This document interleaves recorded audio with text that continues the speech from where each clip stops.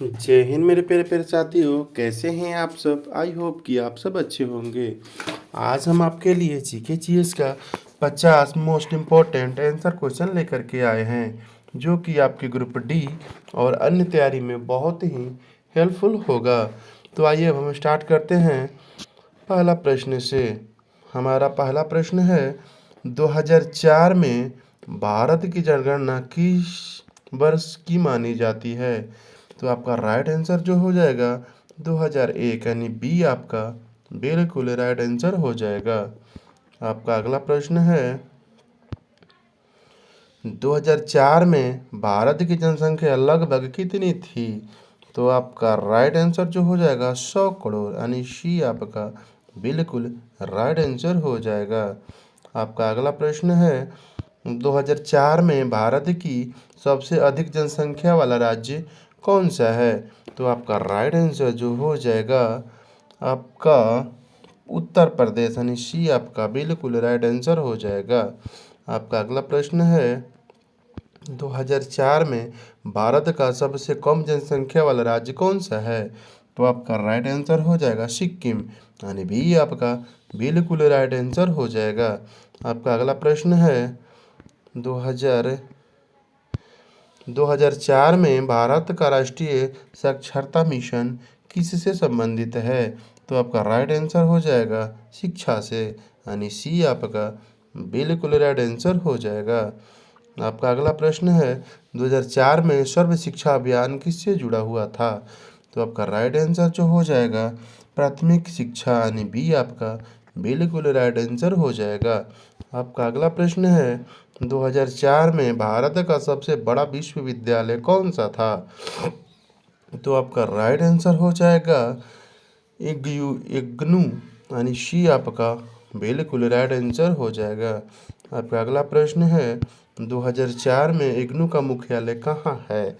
तो आपका right answer हो जाएगा नई दिल्ली, यानी बी आपका बिल्कुल राइट आंसर हो जाएगा। आपका अगला प्रश्न है, 2004 में भारत का पहला मुक्त विश्वविद्यालय कौन सा था। तो आपका राइट आंसर हो जाएगा इग्नू, यानी ए आपका बिल्कुल राइट आंसर हो जाएगा। आपका अगला प्रश्न है, 2004 में भारत की न्यायपालिका का सर्वोच्च न्यायालय कौन सा है।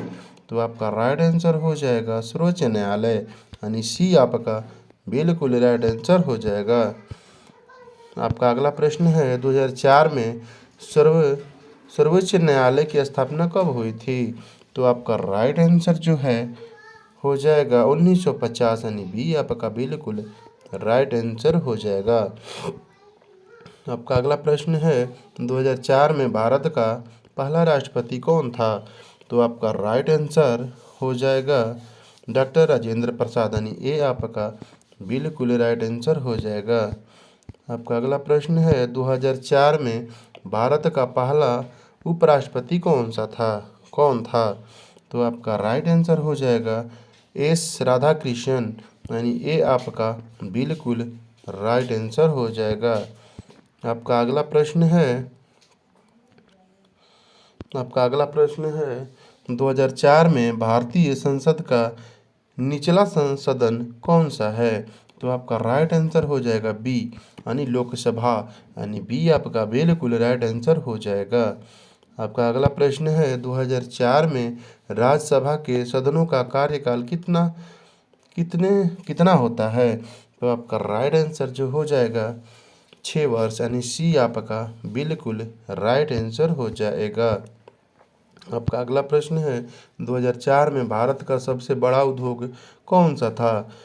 तो आपका राइट आंसर जो हो जाएगा कपड़ा उद्योग, यानी बी आपका बिल्कुल राइट आंसर हो जाएगा। आपका अगला प्रश्न है, 2004 में भारत का सबसे बड़ा कपड़ा केंद्र कौन सा था। तो आपका राइट आंसर हो जाएगा सूरत, यानी बी आपका बिल्कुल राइट आंसर हो जाएगा। आपका अगला प्रश्न है, 2004 में भारत का पहला स्टील प्लांट कहाँ स्थापित हुआ था। तो आपका राइट आंसर हो जाएगा जमशेदपुर, यानी बी आपका जमशेदपुर टाटा में, यानी बी आपका बिल्कुल राइट आंसर हो जाएगा। आपका अगला प्रश्न है 2004 में टाटा स्टील की स्थापना किसने की थी? तो आपका राइट आंसर हो जाएगा जमशेद जी टाटा ने, यानी बी आपका बिल्कुल राइट आंसर हो जाएगा। आपका अगला प्रश्न है 2004 में भारत का सबसे बड़ा कोयला उत्पादन राज्य कौन सा है? तो आपका राइट आंसर जो हो जाएगा आपका झारखंड, यानी बी आपका बिल्कुल राइट आंसर हो जाएगा। आपका अगला प्रश्न है 2004 में भारत का सबसे बड़ा लौह अयस्क उत्पादन कौन सा है?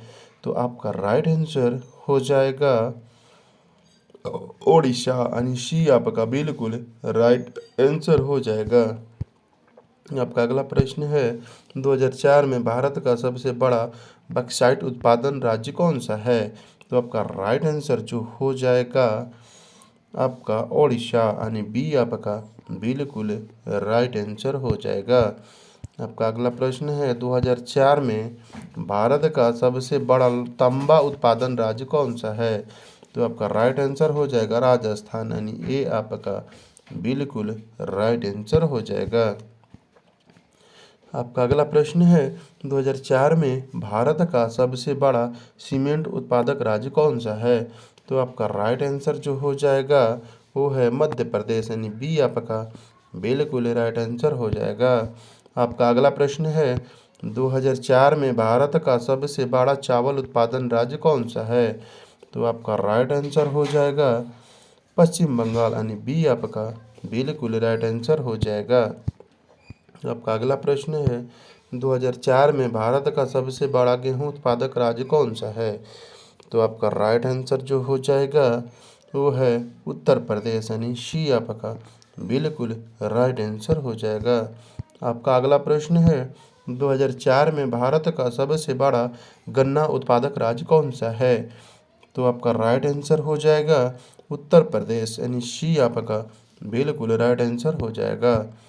आपका अगला प्रश्न है 2004 में हरित क्रांति का जनक किसे कहा जाता है? तो आपका राइट आंसर हो जाएगा एम.एस. स्वामीनाथन, यानी ए आपका बिल्कुल राइट आंसर हो जाएगा। आपका अगला प्रश्न है 2004 में श्वेत क्रांति किससे संबंधित है?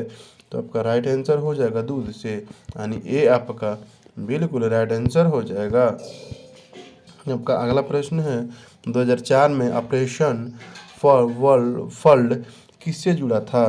तो आपका राइट आंसर हो जाएगा दूध उत्पादन से, यानी बी आपका बिल्कुल राइट आंसर हो जाएगा। आपका अगला प्रश्न है 2004 में भारत का सबसे बड़ा दूध उत्पादन राज्य कौन सा है? तो आपका राइट आंसर हो जाएगा उत्तर प्रदेश, यानी सी आपका बिल्कुल राइट आंसर हो जाएगा।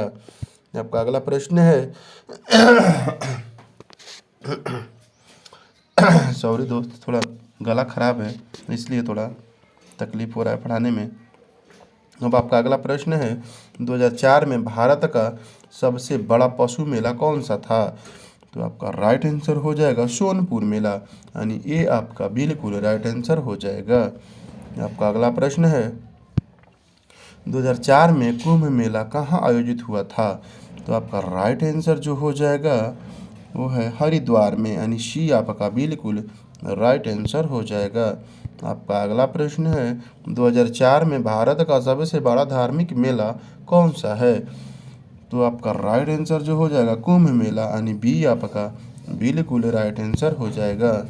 आपका अगला प्रश्न है 2004 में भारत का राष्ट्रीय पर्व कौन सा नहीं है? तो आपका राइट आंसर जो हो जाएगा होली, यानी डी आपका बिल्कुल राइट आंसर हो जाएगा। आपका अगला प्रश्न है 2004 में गणतंत्र दिवस कब मनाया जाता है? तो आपका राइट आंसर हो जाएगा आपका 26 जनवरी को, यानी सी आपका बिल्कुल राइट आंसर हो जाएगा।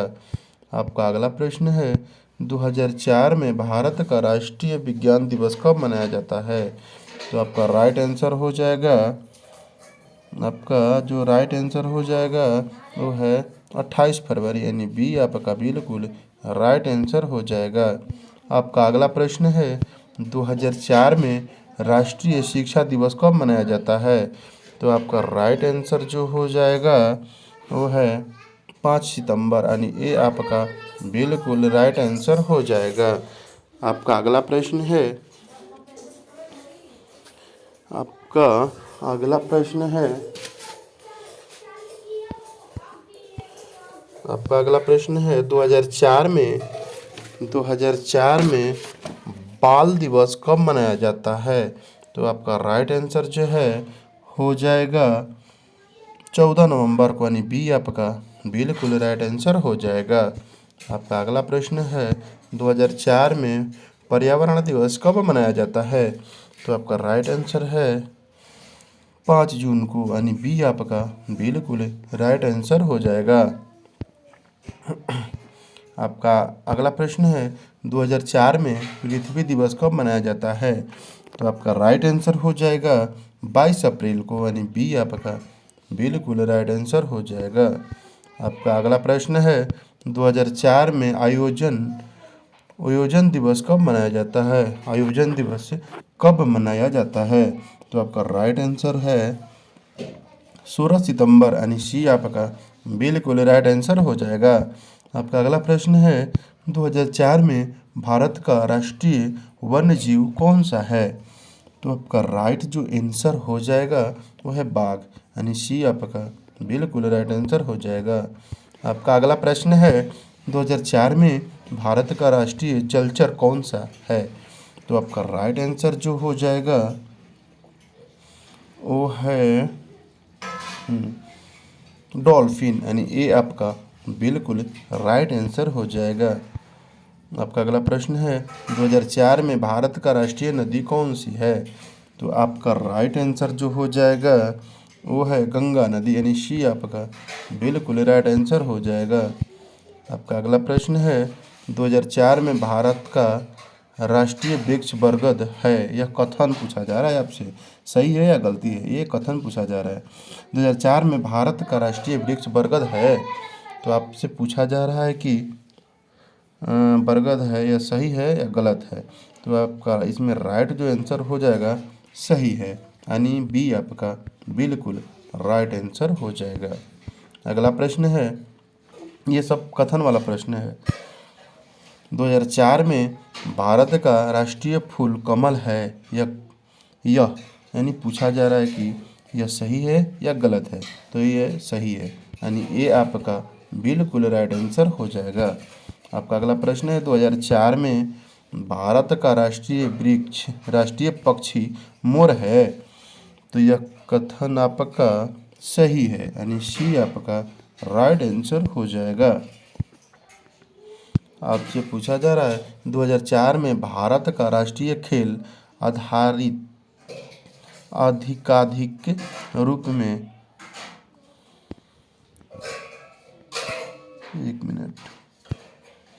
2004 में भारत का राष्ट्रीय खेल आधिकारिक के रूप में घोषित है, यह आपका पूछा जा रहा है, तो आपका राइट आंसर हो जाएगा नहीं, यानी बी आपका बिल्कुल राइट आंसर हो जाएगा।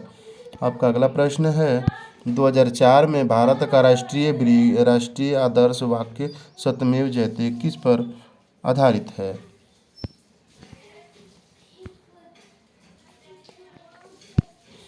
2004 में भारत का राष्ट्रीय आदर्श वाक्य सत्यमेव जयते किस उपनिषद से लिया गया है? तो आपका राइट जो आंसर हो जाएगा वो है मुंडकोपनिषद,